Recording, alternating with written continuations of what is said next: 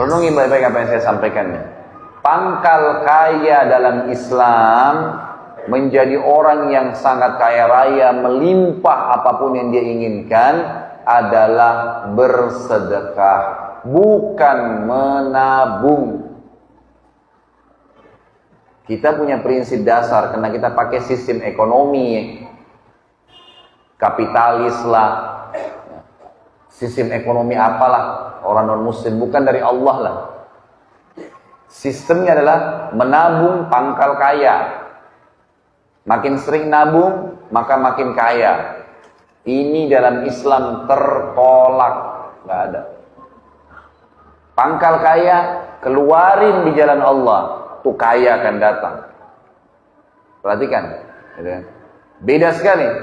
Orang yang nabung, sibuk dengan tabungan. Bukan tidak boleh ya, boleh nabung, tapi bukan seperti umumnya orang. Kalau dia nabung sudah punya 1 juta mau 10 juta, 10 juta mau 100 juta, 1 juta mau 1 miliar. Dan orang kalau targetnya begitu, susah untuk bersedekah, itu susah.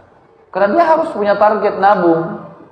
Sementara bukan nabung yang mendatangkan kekayaan, bukan, tetapi sedekahnya. Dalil pertama adalah hadis Bukhari, hadis Qudsi. Kata Allah Azza wa Jalla, Nabi SAW bersabda, Allah SWT berfirman, ya bna Adam, anfik alaik. Wahai anak Adam, sedekah dulu di jalanku, aku akan bersedekah padamu. Keluarin dulu di jalanku, baru aku kasih. Dan ini fakta lapangan banyak ya. Hadis Bukhari, riwayat yang lain kata Nabi SAW, dulu di kalangan Bani Israel ada 2 orang bersahabat.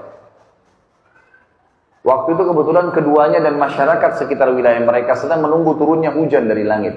Peceklik, panas. Si A, dari 2 orang ini, anggaplah si A dan si B, kita kasih inisial.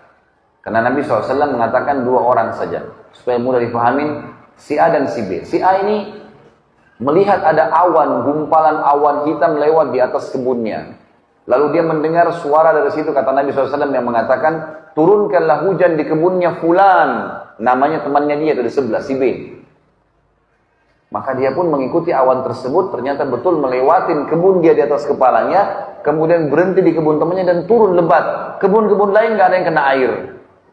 Cuma dia saja temannya. Penasaran, dia tanya, apa yang kamu lakukan dengan kebunmu? Sampai Allah Azza wa Jalla memberikan kamu air hujan, kami gak dikasih. Apa kata dia? Rahasianya ikhwan, saya mengeluarkan dari keuntungan kebun ini, langsung begitu untung, sepertiganya saya keluarkan di jalan Allah. Sepertiga langsung. Sepertiganya saya kembalikan ke modal usaha. Sepertiganya lagi saya pakai untuk kebutuhan keluarga saya.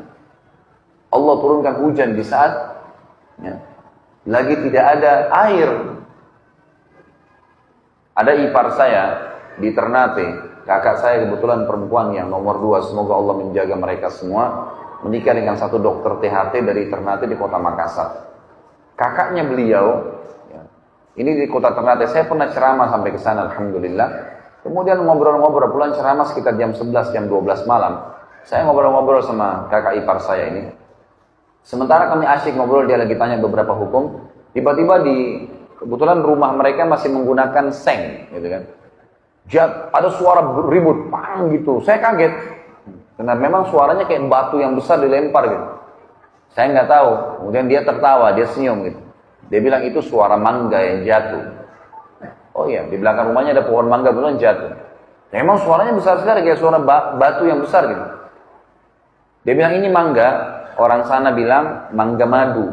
Kalau saya tidak tahu di sini, kalau di Jakarta bilang mangga mana lagi. Biasanya kalau dipotong itu ada percik-percik madunya gitu kan, kayak madu manis. Ini mangga madu nih, orang Ternate bilang. Mau coba? Ini masak di pohon. Oh, boleh. Diambillah sama dia, dipotong. Saya makan berdua gitu, sambil ngobrol-ngobrol. Terus ada satu kalimat yang diucapkan sama dia, saya jadikan sebagai bahan ceramah, subhanallah. Dia bilang, ini pohon mangga saya tidak pernah berhenti berbuah sepanjang tahun.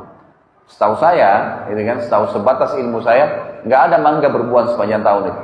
Pasti ada musimnya, gitu kan. Bisa 6 bulan sekali, bisa setahun sekali, gitu kan. Maka dia bilang ini sepanjang tahun. Saya bilang sama dia, kenapa kok bisa? Dikasih bibit tertentu, kan? Atau mungkin di sini lembab, hujan terus. Dia bilang enggak, pohon mangga saya ini enggak pernah saya larang orang ambil. Pohon mangganya enggak pernah dia larang. Kemudian ikhwani, saya sudahlah selesai pembicaraan dengan dia, istirahat. Besok pagi, habis sholat subuh, kemudian sudah mulai agak terbit matahari, saya ke belakang rumahnya pamit. Saya mau lihat pohon mangganya. Pohon mangga itu mungkin tingginya cuma 3 meter, saya lihat dengan mata kepala sendiri. Dan rumahnya tidak besar, kecil. Subhanallah, pohon mangga itu saya belum pernah lihat sehidup saya, seumur hidup saya pohon mangga seperti itu. Pohon yang cuma 3 meter, daunnya lebat, buahnya itu saking banyaknya, dan beratnya itu sampai tergantung mau kena ke lantai, ke paving bloknya dia. Dan pohon ini ternyata, setengahnya pohon itu, di dalam rumahnya dia, setengah lagi di luar pagarnya. Gitu. Dia pas keluar, dia bilang sama saya, ini yang di dalam rumah, ini yang saya pakai dengan keluarga saya. Yang di luar tuh, tepat seperti setengah, kayak terbagi 2 pohon itu. Setengahnya lagi siapapun lewat mau ambil silahkan. Sampai kadang-kadang pedagang lewat ngambil, dijualin sama dia, dibiarin. Terus saya bilang, oh ini rahasianya. Di Jakarta saya bilang, dan di sini juga saya bilang sama antum sekalian, bedakan dengan kondisi kita coba. Pohon mangga kita kalau ada buahnya, diapain buahnya? Dibungkus, diikat, kalau perlu tulis, jangan dicabut. Gimana nggak cuma 2-3 buah yang keluar gitu? Susah, pelitnya luar biasa gitu. Nggak bisa, keluarin, Allah kasih keajaiban tuh. Antum mau lihat efeknya seketika, coba nanti kalau lagi mampir di satu rumah makan, gitu kan? Antum makan, misalnya rumah makan apa yang enak, antum makan misalnya 30.000 atau 50.000 rupiah. Selesai makan, antum merasa nikmat, alhamdulillah, syukuri Allah.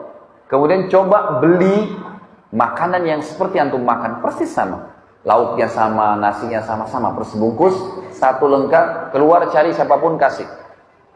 Niat sedekahin sebagai tanda syukur karena Allah sudah kasih saya ini, saya balas dengan itu. Lihat bagaimana responnya Allah nanti datang rezekinya. Dan ini melebar ya, ini bukan kemana-mana. Bisa saja dengan 1 bungkus nasi, Allah nggak balas kita dengan 1 bungkus nasi, tapi mungkin Allah kasih kesehatan 3 bulan, 1 tahun. Mungkin nanti ada yang traktir kita makan berulang-ulang, mungkin macam-macam. Ada kisah yang menarik, kisah ulama tabi'in yang bernama Abdullah bin Mubarak. Abdullah bin Mubarak rahimahullah terkenal, ulama tabi'in yang masyhur dengan kesolehannya. Dan dia bersahabat dekat dengan ulama tabi'in yang lain bernama Fudail bin Iyad radhiyallahu rahimahullah semuanya. Ini 2 orang ini terkenal sekali.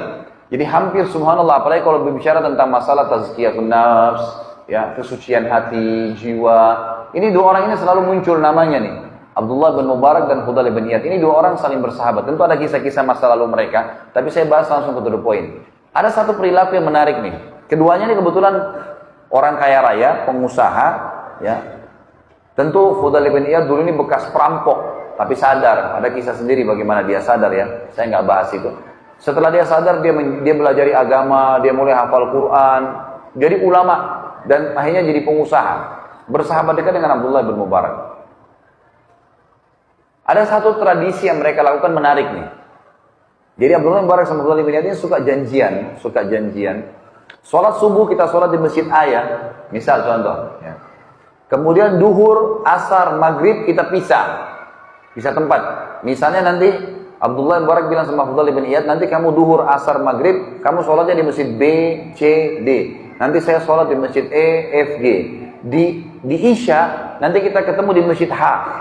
Jadi subuh mereka satu masjid, Isya mereka satu masjid. Jadi 3 waktu sholat mereka pisah. Jadi kalau temannya sholat di masjid ini, dia sholat tempat lain. Untuk apa? Di 3 waktu sholat itu, duhur, asar, dan maghrib, tidak meluangkan waktu terlalu banyak. Habis sholat 5 waktu, khusus saja, mereka itu selalu janjian untuk mencari siapa orang yang masih tinggal di masjid dan ibadah apa yang sedang dikerjakan. Misal, ada orang di pinggir masjid sana lagi baca Quran, didatangin sama dia. Kenapa anda baca Quran? Apa motivasinya? Oh ini. Jadi dia dapat ilmu lagi. Ada orang di sana di ujung sujudnya lama. Ditanya sama dia, kenapa anda sujud lama? Apa motivasinya? Ada yang apa saja ibadah yang dia lihat di masjid itu saja. Kalau nggak ada ya sudah. Tapi kalau ada, Duhur, asar, maghrib. Nanti isya mereka saling sharing. Nih tadi saya ketemu ini nih, tadi saya lihat begini. Jadi tiap hari selalu dapat kisah-kisah baru gitu. Dari orang-orang yang melakukan ibadah. Untuk meningkatkan kualitas ibadah mereka. Dan ini satu perilaku yang luar biasa ya. Saya sarankan ikhwani diri saya dan juga diri antum sekalian. Tentu kalau saya bilang ikhwani, kalau kita globalkan masuk semua akhwat ya. Jadi ini akhwatnya jangan tersinggung di atas. Jadi ini semuanya ya. Kita harus memahami satu poin dalam ibadah, jangan stuck di satu level, tapi kualitas ibadah tingkatkan. Firman Allah Subhanahu wa taala, saya kembali ke kisah bulan Mubarak. Firman Allah Subhanahu wa taala, "A'udzubillahi minasyaitonir rajim. Innallaha la yughayyiru ma biqaumin hatta yughayyiru ma bi anfusihim." Allah tidak akan mengubah keadaan satu kaum sampai mereka mengubah diri mereka sendiri. Apa kata ulama tafsir? Ini dari buruk menjadi baik. Ini sudah umum orang tahu. Misal, dia dari berbuat dosa kepada sadaran taubat. Ini sudah umum orang tahu. Tapi banyak orang tidak tahu, masuk dalam ayat ini, sudah baik menjadi lebih baik. Ini masuk di dalamnya. Kalau antum setelah ikut pengajian sunnah, udah paham sunnah Nabi SAW, kemudian merasa puas dengan ibadah yang sudah dikerjakan, tidak berusaha meningkatkan kualitasnya, maka antum akan stuck di situ nanti. Ikhwani, kita dianjurkan untuk meningkatkan kualitas. Selalu berusaha, jangan pernah berhenti menuntut ilmu, jangan pernah berhenti untuk minta dinasihatin, jangan pernah berhenti untuk selalu meningkatkan apapun yang kita kerjakan. Kalau kita biasa sedekah Rp1.000, sekarang kita sedekah Rp2.000. Kalau kita biasa Rp2.000, kita tingkatkan Rp5.000. Kalau sekarang kita terima zakat, tahun depan bagaimana saya mengeluarkan zakat. Selalu beda orang yang punya target dan dia sudah mulai melangkah, Allah akan mudahin tuh. Yang penting dia ubah dulu, dia mulai dulu. Seperti bola salju. Saya kayaknya sadar ini Ustadz umur 35 tahun, 40 tahun. Susah saya hafal Quran. Nggak bisa, jangan bilang begitu. Tidak ada kata terlambat. Mulai dulu, coba dulu. Kita belum coba sudah berhenti, sudah putus asa. Enggak, itu syaitan. Harus begitu. Begini rasionalnya, kalau ada dua orang pegawai, si A dan si B, dua-duanya diterima kerja di satu perusahaan. Dengan gaji tertentu, dengan jam kerja yang sama, juga dengan pekerjaan yang sama misalnya. Bedakan antara orang punya target dengan tidak. Orang yang tidak punya target, ikhwan. Orang yang tidak punya target. Misal si A, dia nggak punya target. Jadi pegawai gaji 2 juta, udah dapat fasilitas sebagai pegawai baju seragam. Udah, dia bilang cukup deh saya begini. Itu nggak salah. Nggak salah dia. Tetapi beda dia dengan si B. Ini si A tadi ya. Ini si B lain. Si B ini begitu masuk di perusahaan, langsung dia petakan perusahaan itu. Jabatan-jabatan yang ada di situ, jenjang-jenjang karirnya, apa saja syaratnya, fasilitasnya apa, dan dia target mencari yang tertinggi. Maka kita temukan nanti si B ini dan si A 10 tahun kemudian, si A tetap dalam kondisi kerjaannya sampai rambutnya sudah ubanan semua, pensiun itu cuman bekerja di situ saja, nggak naik levelnya. Kita temukan si B 10 tahun kemudian sudah jadi direktur perusahaan. Nah, dia punya target. Kalau antum lagi kuliah di kampus, nilai lulus 10 dan nilai tertinggi 10 dan nilai lulus 6, kalau target kita 10, maka pastikan kita bisa insya Allah dengan izin Allah sampai 10, karena kita akan mulai mencari jalan bagaimana sampai ke 10 kan. Kita akan sampai ke 10 atau minimal dekat dengannya 9 atau 8. Kalau kita targetnya 6, nilai pas lulus, maka yang terjadi kita bisa 6 atau di bawahnya. Bisa nggak lulus. Bedain. Kita selalu dianjurkan untuk menaikkan kualitas. Kata Nabi SAW, janganlah seseorang berkata, dulu saya pernah sholat malam. Itu dulu. Dulu saya waktu umur 17 tahun pernah sholat malam selama setahun. Dulu, nggak usah khawatir, tercatat, aman. Allah sudah siapkan sekretaris tanpa digaji di pundak kanan kita. Nyatat semua. Nggak pakai disuruh, dicatat sama dia. Sampai detail-detailnya dicatat. Menghayalnya pun dicatat. Nggak dibayar, nggak diapa. Nggak ada apa-apa. Tapi sekarang, besok, lusa, karena tiap hari punya buku lembaran amal nih. Maka harus dipikirin tuh. Masalah kualitasnya. Inilah yang dilakukan oleh Abdullah bin Mubarak dengan Fudail bin Iyad. Ringkas cerita ikhwani. Abdullah bin Mubarak satu waktu pergi umrah ke Mekah. Sahabatnya Fudail bin Iyad tinggal di Irak. Mereka tinggal di Irak soalnya. Waktu tiba di Mekah, kata Abdullah bin Mubarak, saya masuk ke Mekah.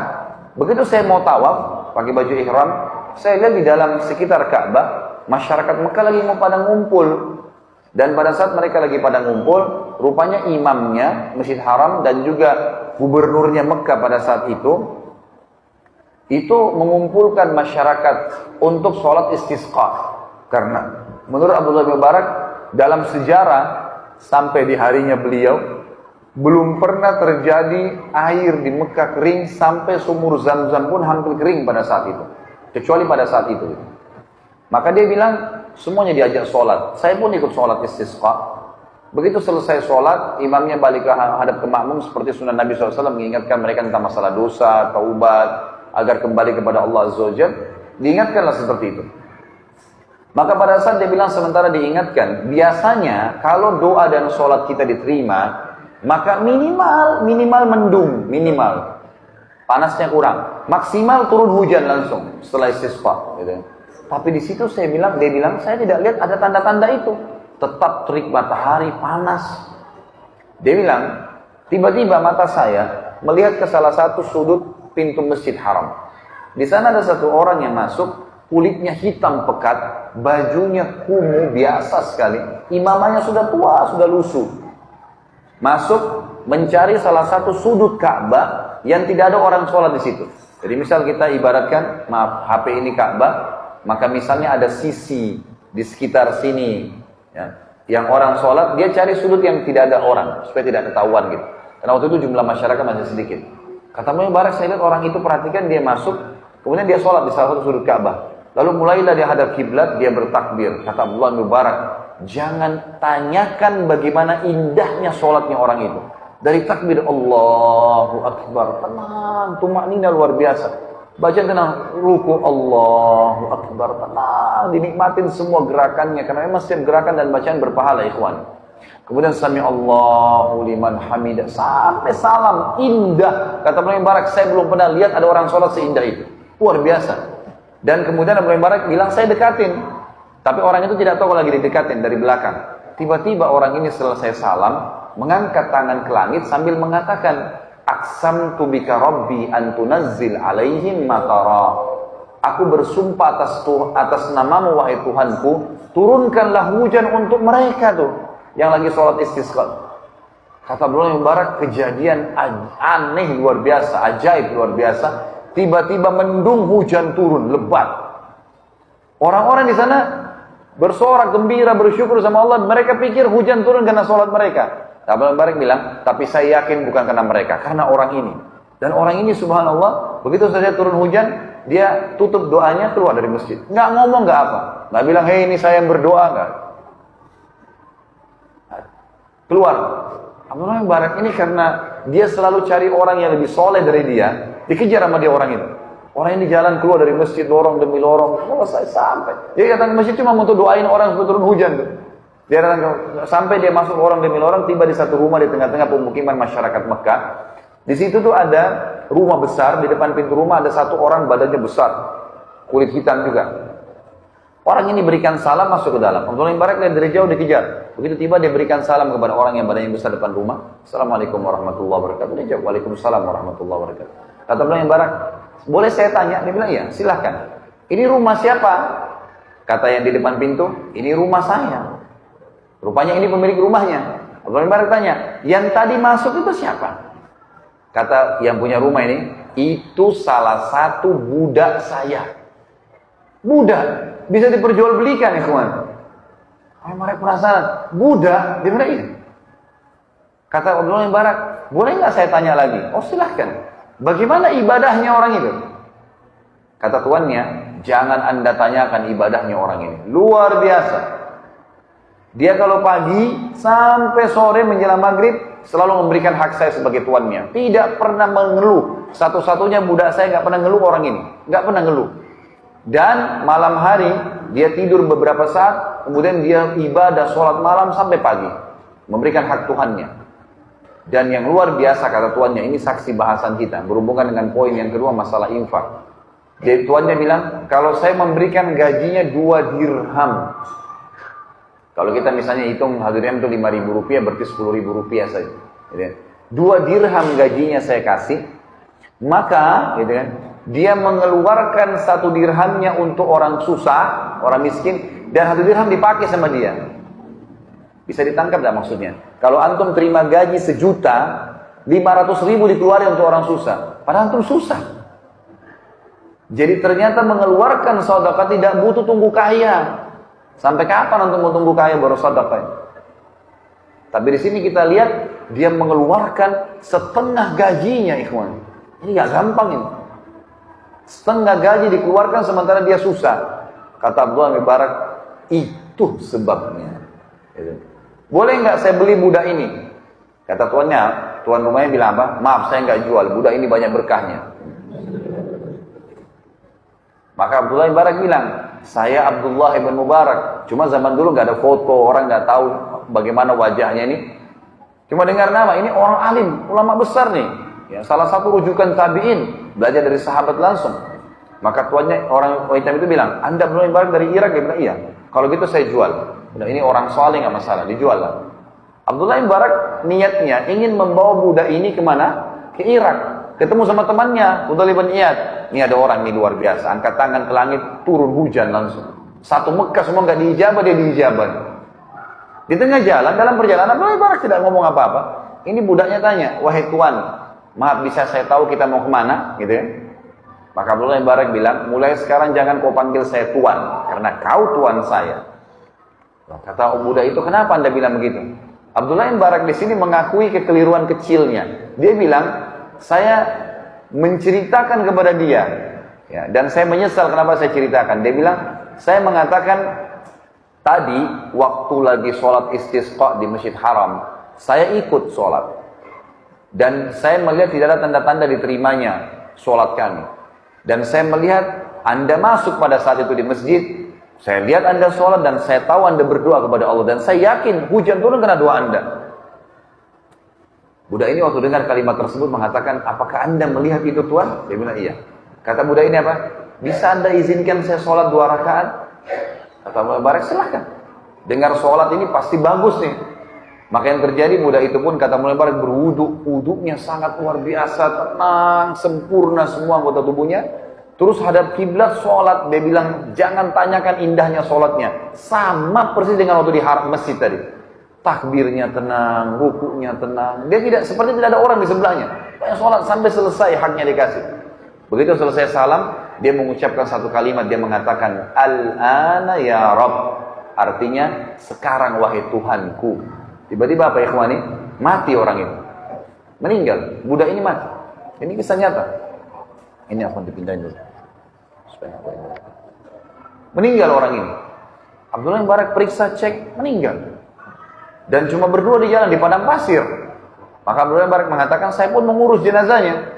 Saya mandikan semampunya, saya kafani semampunya, saya kuburkan di situ lalu saya tinggalkan. Saya pun menuju ke Irak lalu saya bilang sama sahabat saya Fudail bin Iyad, wahai Fudail, demi Allah saya bertemu dengan seseorang di Mekah yang kau sama saya tidak ada apa-apanya ibadahnya.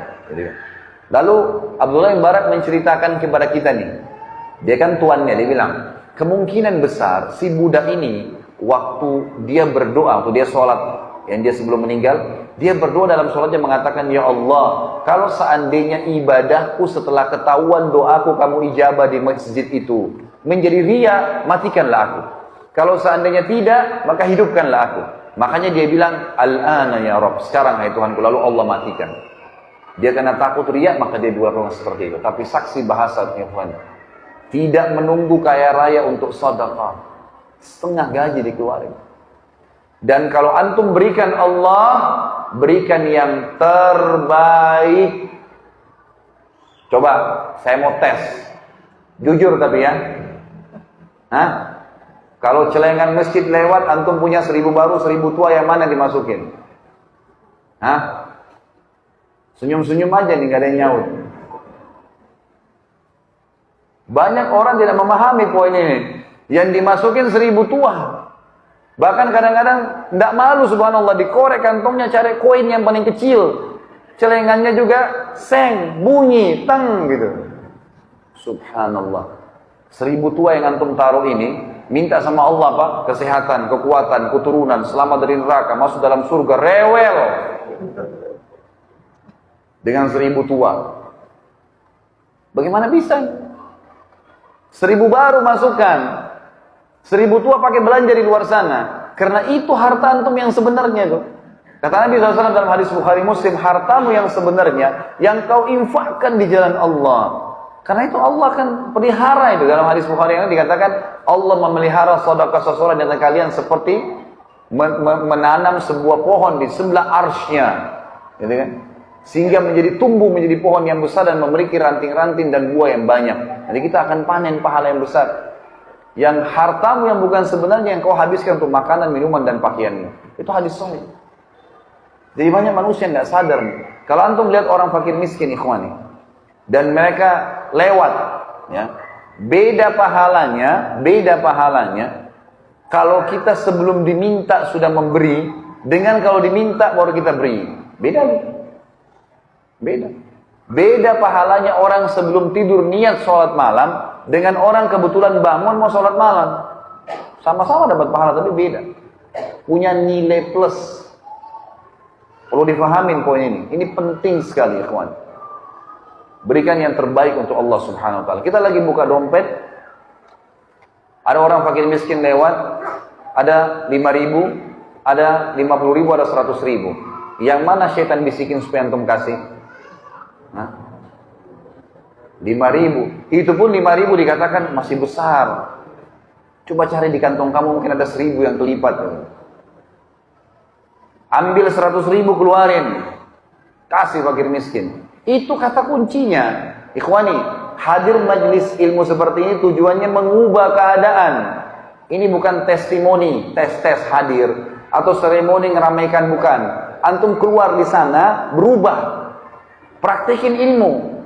Ini bukan cuma dongeng kita duduk di sini di masjid cerita-cerita kosong, enggak. Semua kisah nyata yang saya sampaikan ikhwani masukkan dalam hati, praktekin. Harus begitu. Baru bisa tuh, ilmu itu tidak bisa cuma sekedar dicatat, cuma sekedar oh ya, dengar bagus ya kisahnya, enggak. Antum buat apa dengan ilmu itu? Karena kisah-kisah ini ternukil kepada kita, ikhwani, Allah SWT jaga supaya kita contohi, supaya kita praktekin. Mulai sekarang sedekah yang terbaik, keluarkan. Jangan tunggu kaya raya. Kalau orang kaya cuma keluarin, subhanallah, kadang-kadang saya tegur jemaah saya di Jakarta. Di lampu merah Jakarta biasa ada orang minta tuh. Ada fakir miskin susah, bajunya sudah rusak, kesian kotor, ya Allah, sudah luar biasa. Itu mobilnya mewah. Begitu ketok-ketok kaca, dibuka sedikit kacanya. Dikeluarin jarinya, yang keluar koin 500 rupiah. La ilaha illallah. Mobil mewah, cerminnya lagi ditutup, sudah dibuka, gak mau lihat orang susah itu. Buka cermin antum tuh. Ambil uang 5.000, 10.000, kasih ke tangannya dia. Kalau sesama jenis, salaman sama dia, ya kawan. Jangan sampai masukkan dalam hati. Siapa dalam kesombongan, siapa dalam hatinya ada sifat sombong seperti biji sawi, tidak akan cium bau surga.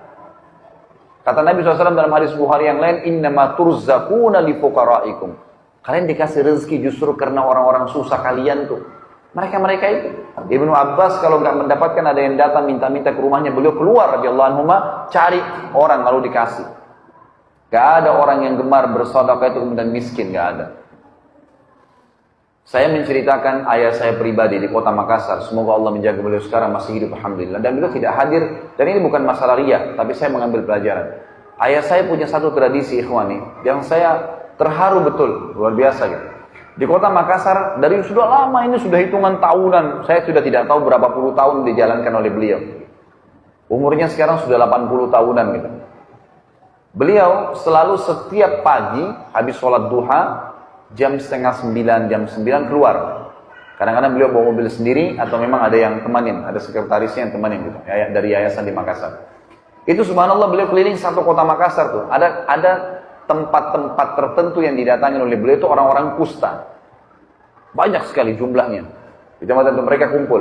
Lalu ayah saya datang dan yang dikeluarkan selalu diminta dari bank uang-uang yang baru. Memang tidak besar, uang 2.000, uang 5.000, uang 10.000, uang 20.000, tapi uang baru. Kemudian ayah saya punya satu hal yang sering beliau lakukan, itu beliau selalu taruh minyak wangi di tangannya, pakai minyak wangi jadi wangi. Jadi uang ini kalau disentuh jadi wangi gitu. Dikasih ke orang-orang fakir miskin ini. Saya sampai syuting gitu. Setiap dikasih dalam bahasa-bahasa Makassar biasa disebutkan gitu kan. Dia berdoa, semoga nanti Pak Haji dipanjangin umurnya, semoga nanti banyak rezekinya, selalu. Kalau saya hitung ikhwani, kalau saya hitung pribadi ya, itu beliau keluarkan satu hari bisa tidak kurang dari 700 sampai 1 juta rupiah. Itu selalu dikulangin. Padahal keadaan ekonomi bukan seorang miliarder, bukan. Tapi subhanallah sampai sekarang, saudara-saudaranya beliau, paman-paman kandung saya sendiri, itu yang dulunya kaya raya sekarang malah jatuh semua. Ayah saya tidak punya kerjaan, beliau duduk di pesantren di Makassar gitu kan. Itu subhanallah malah terus tidak pernah berhenti rezekinya. Sedekahnya terus berjalan tuh. Kenapa?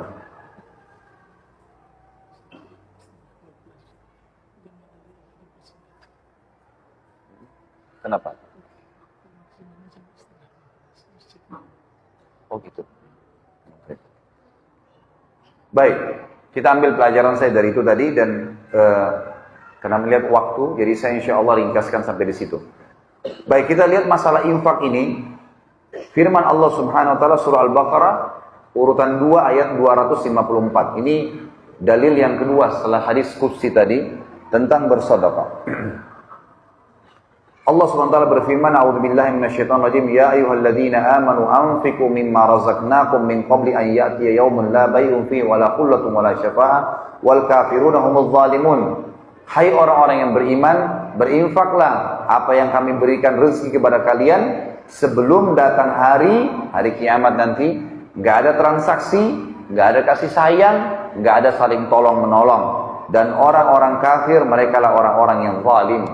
Jadi kalau bahasa saya pribadi, ikhwani, kalau misal kita meninggal dunia dan memiliki rekening yang banyak uangnya, sementara kita masih jarang bersedekah, pastikan antum akan menyesal. Kenapa nggak disodokahkan? Maka sodokahkan, maka akan batang hasil yang luar biasa. Dalam riwayat sahih disebutkan Abdurrahman bin Auf pernah kedatangan 1 peti keuntungan dari dagangannya. Kemudian beliau tidak bisa tidur dan beliau berkata, waktu istrinya tanya, kenapa Abdurrahman? Dia bilang, saya nggak bisa tidur, gelisah lihat keuntungan ini. Maka dia pun akhirnya mengatakan, saya akan sodokahkan. Kata istrinya, sodokahkan. Dia sodokahin. Habis semua malam itu. Dikeluarkan jalan Allah. Besok datang 2 peti. Dikeluarin lagi, lusa datang 3 peti. Sampai Abdurrahman bin Auf menjadi miliardernya sahabat. Ini tentu akan ada bahasan sendiri. Tapi itu buktinya. Kemudian surah yang lain, surah Ibrahim, urutan 14 ayat 31 sampai 34. A'udzubillahi minasyaitonirrajim.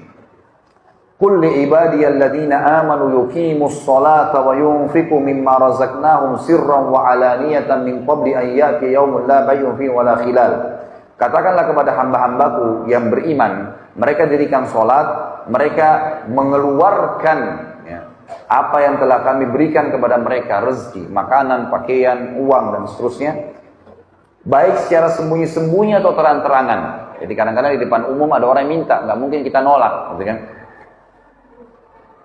Sebelum datang hari yang tidak ada transaksi dan tidak ada lagi kasih sayang, maksudnya hari kiamat di mahsyar. Kita tahu firman Allah SWT, A'udzubillahi minasyaitonir rajim, yafiru mar'u min akhi wa ummihi wa abi wa sahibatihi wa bani. Pada hari kiamat orang lari dari saudara kandungnya, dari ibu dan ayahnya, dari pasangan hidupnya dan juga dari anak-anaknya. Karena susah pada saat itu. Maka tidak lagi transaksi. Kata Allah, yang menyuruh kalian sholat dan menginfakkan apa yang kalian inginkan, apa yang kalian dapatkan rezeki supaya bertambah rezeki kalian, Allah bilang, Allahul ladzi khalaqas samawati wal arda wa anzala minas samai ma'an fa akhraja bihi minats thamarati rizqan lakum. Allah lah yang telah menciptakan langit dan bumi dan juga menurunkan dari langit air, kemudian mengeluarkan dengan air itu buah-buahan sebagai rezeki buat kalian. Itu yang menyuruh kalian dirikan sholat dan mengeluarkan infak di jalannya. Wa sakhkhara lakumul fulka litajriya fil bahri bi amri wa sakhkhara lakumul anhar, dan dia juga yang telah menundukkan lautan sehingga bahtera-bahtera kalian bisa mengaung di atasnya, bisa jalan di atas air itu, sehingga kapal-kapal ini bisa memuat kebutuhan manusia, bisa mengambil kekayaan-kekayaan laut dari hewan-hewannya, ikan dan seterusnya. Dan juga Allah tundukkan buat kalian sungai-sungai. Wa sakhkhara lakumus syamsa wal qamara da'ibain, dan juga dia menundukkan buat kalian matahari dan bulan yang da'ibain, rutin. Setiap pagi begini terbit sampai terbenam malam, kemudian malam ada bulan, terus begitu memenuhi kebutuhan manusia. Wa sakhkhara lakumul laila wan nahar, dan dia juga telah menundukkan buat kalian malam dan siang. Wa ataakum min kulli ma sa'altumuh, dan dia memberikan kepada kalian semua yang kalian minta. Wa in ta'uddu ni'matallahi la tuhsuha. Kalau kalian ingin menghitung nikmat Allah maka kalian tidak akan mampu. Innal insana ladzalumun kafar. Sesungguhnya manusia itu zalim terhadap dirinya sendiri. Dia tahu dengan bersyukur, dengan bersedekah bisa bertambah tapi dia tidak mau. Kafar, suka memungkiri nikmat Allah Subhanahu wa taala. Yang ketiga adalah halalan thayyiban. Menikmati yang halal dan meninggalkan yang haram. Halal yang Allah bolehkan, haram yang Allah larang, gitu kan? Jauhi semua. Pokoknya haram sedikit pun jangan sentuh. Syubhat saja tinggalkan, tak perlu. Antum tidak akan mati gara-gara tinggalkan yang haram, tidak. Kadang-kadang ada orang kena gengsi, restoran ini dikenal namanya. Tapi syubhat, mungkin halal, mungkin tidak, tak apa-apa deh, yang penting saya coba, nggak bisa. Sedikit masuk yang haram bisa berbahaya. Ingat sabda Nabi SAW dalam hadis Bukhari, lahmun nabata min suhtin an-naru awla bihi. Daging yang tumbuh dari hal yang haram, maka neraka lebih pantas baginya. Allah Subhanahu wa taala menyuruh kita menikmati yang halal dan thayyib. Halal yang dibolehkan, halal thayyib ini berkualitas. Jadi termasuk mensyukuri nikmat ikhwani dan akhwati adalah kalau kita punya ada anggur dengan harga 50.000 per kilo dan ada anggur harganya 100.000 per kilo. Antum mampu beli yang 100.000, beli yang 100.000, itu bukan mubazir. Tapi itu termasuk bagian dari syukur nikmat. Termasuk bagian dari syukur nikmat. Kita pengen baju, ada baju harga 50.000, ada baju 100.000. Dan kita mampu beli yang 100.000, beli yang 100.000, nggak apa-apa. Yang penting dalam kaidahnya ulama bilang la ifrat wala tafrit.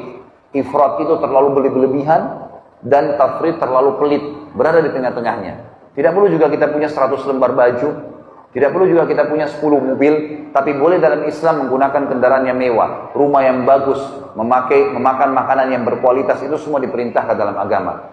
Pernah Abu Hanifah kedatangan seseorang muridnya yang berantakan bajunya, rambutnya juga berantakan, hadir di majelisnya. Abu Hanifah rahimahullah seorang ulama mazhab 4, salah satunya dan terkenal dengan kekayaannya. Beliau pedagang, pemasok terbesar di Irak waktu itu, sutra, kain sutra. Imam Abu Hanifah selesai bubar pengajian, melihat orang itu masih ada lalu dipanggil. Kata Imam Abu Hanifah rahimahullah, coba kamu ke mihrab, angkat sejadah saya, ambil apa yang dibawa sejadah. Maka orang ini pun datang, mengangkat, ternyata di bawah ada sekitar 500 dirham uang. Lalu kata orangnya di bawah, ini imam. Imam ini kayak kita sekarang kiai atau guru gitu. Ini, kata Abu Hanifah, ambillah, perbaiki keadaanmu. Ambil. Imam Abu Hanifah mau sedekahkan gitu.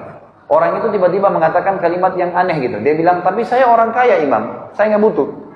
Kata Abu Hanifah, kalau begitu, melihat keadaannya dia berantakan, bajunya kotor, rambutnya berantakan. Maka Imam Hanifah mengatakan, mana kau dari sabda Nabi SAW?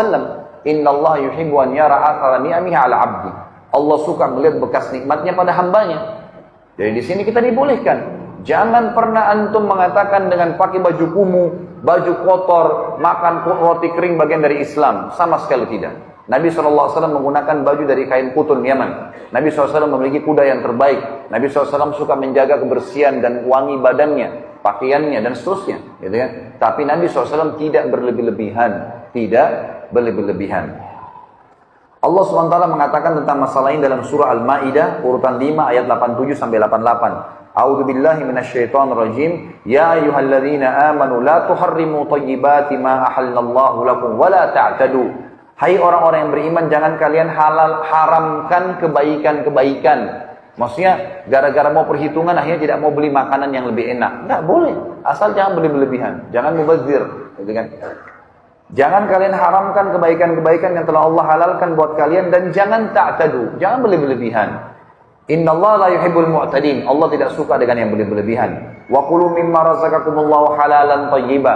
Makan, minum, nikmatin apa yang telah Allah siapkan sebagai rezeki yang halal, yang boleh dan thayyiba, yang berkualitas. Wattaqullaha alladzi antum bihi mu'minun. Bertakwalah kepada Allah yang kalian kepadanya beriman. Dalam surah An-Nahl urutan 16 ayat 114, Allah SWT juga berfirman, A'udzubillahi minasyaitonirrajim. Fakulu mimma razaqakumullahu halalan thayyiban washkuru ni'matallahi in kuntum iyyahu ta'budun. Makanlah dan minumlah apa yang telah Allah jadikan sebagai rezeki kalian yang halal, yang dibolehkan saja dan thayyibah serta yang berkualitas, dan bersyukurlah, syukuri nikmat-nikmat Allah itu kalau kalian kepadanya menyembah. Itu terjadi bertahun-tahun. Ibrahim alaihissalam waktu diancam begitu, kita mau lapor kepada Tuhan kita terbesar. Kata Ibrahim, gak usah lapor, saya ke sana. saya mau langsung ke istananya Namrud. Ibrahim alaihissalam pergi ke sana sendirian. Orang-orang berbondong-bondong masuk, banyak, istananya Namrud besar, orang banyak mau sujud kepada Namrud. Karena setiap sujud minta apa-apa dikasih, minta makanan, minta uang, minta apa saja dikasih sama Namrud. Maka pada saat diangkat tirainya, Namrud sudah mulai kelihatan, orang semua sujud, Ibrahim alaihissalam tidak sujud, berdiri sendiri. Namrud heran, 40 tahun tidak pernah ada orang membangkang, baru kali ini. Dia tanya, siapa kamu ini, berani benar nggak sujud dengan saya? Ibrahim alaihissalam nabinya Allah, dan ini sudah berkarat nih penyakit, gitu kan? Maka tidak bisa lagi dengan cara yang pelan. Kata Ibrahim alaihissalam dengan tegas, wahai Namrud, bukan lagi wahai raja, apalagi Tuhan, dipanggil namanya. Anak istrinya saja nggak berani panggil namanya Namrud, Tuhan Namrud. Wahai Namrud, dari mana kau mengaku sebagai Tuhan? Kamu manusia biasa seperti saya. Kamu punya 2 mata, saya juga punya 2 mata. Kamu punya 2 kaki, punya 2 tangan, saya juga sama. Kamu juga sama seperti saya. Lahir dari rahim seorang wanita, kemudian bayi, anak-anak, remaja, tua seperti kamu sekarang, dan kau juga akan mati. Tuhanku dan Tuhanmu, serta Tuhan segala sesuatu ada namanya Allah. Allah itu menghidupkan dan mematikan. Kita bayangkan di posisi Namrud. Kaget luar biasa, belum pernah ada yang bantah ketuhanannya seperti ini. Tapi dia tidak mau tunjukkan, dalam kondisi itu dia tidak mau tunjukkan kalau dia ini terkalahkan. Maka dia bilang, wahai Ibrahim, kau ngaku punya Tuhan, dan Tuhanmu itu kau bilang tadi menghidupkan dan mematikan. Saya juga Tuhan yang bisa menghidupkan dan mematikan. Apa kau mau bukti? Kata Ibrahim, tentu saja. Silakan buktikan. Dia bilang, ada satu pengawalnya, dia bilang, tangkap siapa saja lewat depan istana. Sekarang, 2 laki-laki yang lewat, siapa saja tangkap. Ditangkaplah 2 orang, masuk. Kemudian kata Namrud, bunuh yang satu biarin pergi. Dan kasih hadiah apapun yang dia mau. Dibunuhlah yang satu biarin pergi. Kata Namrud, lihat, saya mematikan dan saya menghidupkan. Gitu kan. Benar nggak ini pemikirannya? Ini konyol ini. Karena orang yang disuruh pergi sudah hidup sebelumnya. Ini orang yang mati memang sudah sunnatullah, ditusuk ya mati gitu kan. Tapi dia pakai akalnya sebagai manusia, tidak mau kalah gitu kan. Lalu Jibril AS datang membisikkan kepada Ibrahim, ini orang ini sudah kufur kepada Allah, nggak bisa lagi. Kamu memberikan contoh di bumi ini, dia akan cari terus akal. Coba kasih contoh di langit. Kata Ibrahim, wahai Namrud, kalau begitu, Tuhanku dan Tuhanmu, dikatakan Tuhanmu Allah, setiap pagi menerbitkan matahari dari timur, terbenam di barat. Apa kau bisa? Ini matahari tiap hari terbit, tiap hari terbenam. Bisa kamu lakukan? Kalau tadi kan dikasih contoh manusia. Diam, kata Allah, fabuhital ladzi kafar. Maka orang kafir itu terdiam, tidak bisa ngomong. Dalam keadaan marah dia, tidak punya jawaban, dia mengatakan, tangkap nih orang, Ibrahim, penjarakan. Meeting cepat sama orang-orang pejabat-pejabatnya, kumpul, lalu kemudian bermusyawarah. Nih diapakan Ibrahim? Saya mau Ibrahim dibunuh, tapi jangan mati biasa. Kalau cuma tusuk penggal kepalanya udah biasa itu.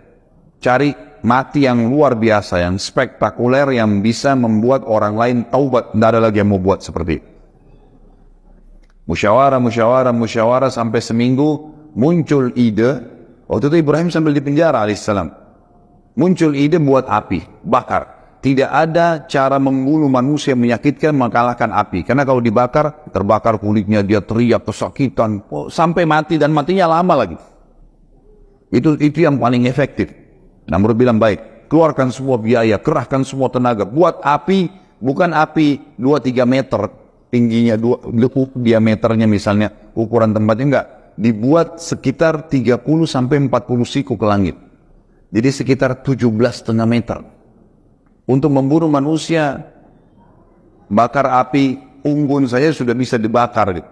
Tapi ini enggak, dia buat api yang luar biasa, supaya seluruh masyarakat dunia bisa menyaksikan. Dibuatlah tumpuan yang tinggi, kemudian di tengah-tengahnya dipenuhi dengan api bara besar sekali, dan itu dibuat sengaja tinggi sehingga orang dari jarak jauh pun bisa melihat, gitu kan. Misal kalau kita bilang di atap ini jadikan pondasi, atap inilah tempat api itu, orang dari jauh pun bisa melihatnya. Ringkas cerita adalah dibakarlah api tersebut dengan biaya yang besar, dengan tenaga yang besar. Di sekitar api, Namrud letakkan prajurit-prajurit pilihannya untuk menjaga. Lalu Ibrahim AS dikeluarkan, Kemudian Ibrahim alaihissalam dibuka bajunya. Supaya kata Namrud dia bisa merasakan lebih sakit lagi daripada ya, api itu. Waktu Ibrahim alaihissalam akan dilempar dari jarak jauh masuk ke dalam api, gitu kan? Maka yang terjadi adalah Ibrahim alaihissalam sempat kedatangan Jibril alaihissalam, dan Jibril berkata, wahai Ibrahim, Allah telah mengutus saya kepada kamu, dan Allah berkata kepada saya bahwasanya Jibril bantulah Ibrahim apapun yang dia mau. Maka sekarang kau bisa minta tolong sama saya apa saja Ibrahim. Kau minta saya bunuh Namrud, saya matikan Namrud. Kau minta saya hancurkan Babilonia, saya hancurkan Babilonia. Kau minta saya padamkan api, saya apa saja minta sekarang saya bisa jalankan. Titahnya Allah kepada saya begitu. Kata Ibrahim alaihissalam, wahai Jibril, kalau kepadamu saya tidak perlu, tapi kalau kepada Allah saya akan minta. Makanya Allah memuji Ibrahim mengatakan, inna Ibrahim kana ummah. Ibrahim itu satu orang tapi seperti satu umat keyakinannya. Luar biasa. Jibril pun dia tidak mau minta tolong. Maka dengan setelah itu Jibril pun alaihissalam pergi, lalu berkata Ibrahim alaihissalam, ya Allah, zat yang telah aku imani secara gaib, nggak kelihatan, gitu kan? Nggak ditahu Allah itu, tidak kelihatan, cuma bisa dirasakan keberadaannya, kan gitu. Diyakini keberadaannya. Aku yakin engkau yang telah menciptakan aku dan segala sesuatunya termasuk api di depanku ini. Api ini lagi berkobar besar. Ibrahim sudah diikat, dilempar dari jarak jauh dengan katapel gitu. Jadi jauh sekali jaraknya agar kelihatan oleh orang-orang. Lalu dia bilang, engkau yang telah menciptakan aku dan seluruh segala itu dan termasuk api, dan engkau yang menjadikan api ini dasarnya, fitrahnya panas. Jadikanlah api ini dengan kemahabesaranmu dingin dan keselamatan untukku. Balik dari panas menjadi dingin. Maka Allah SWT mengatakan, kami terima permohonannya Ibrahim. Dalam kondisi dia ingin membuktikan kebesaran Allah. Maka dilemparlah Ibrahim AS dari jarak jauh.